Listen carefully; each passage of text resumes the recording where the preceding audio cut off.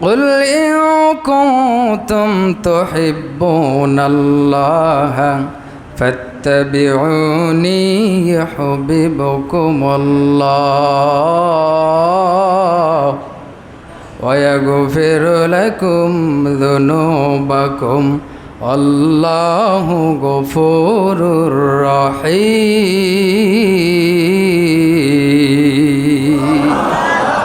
আল্লাহ রাব্বুল আলামিন বলছেন, বলুন তোমরা যদি আল্লাহকে ভালোবাসো তাহলে রসুলের অনুসরণ করো, আমি রসুলের অনুসরণ করো, তাহলে আল্লাহ তোমাদের ভালোবাসবেন।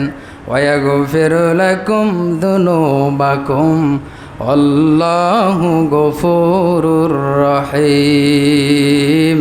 আল্লাহ তোমাদের ক্ষমা করবেন, আল্লাহ হলেন ক্ষমাশীল পরম দয়ালু। বলি সুবহানাল্লাহ। তাহলে আমরা যদি আল্লাহকে ভালোবাসতে চাই তাহলে রসুলের অনুসরণ করতে হবে, রসুলকে আনুগত্য করতে হবে, রসুল নিয়ে আসা আদর্শ অনুযায়ী আমাদের এই জীবনটা বাস্তবায়ন করতে হবে।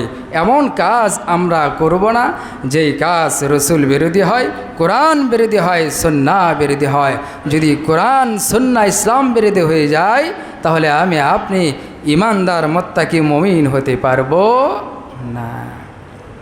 যদি তোমরা আল্লাহর আনুগত্য করতে চাও তাহলে রসুলের আনুগত্য করো।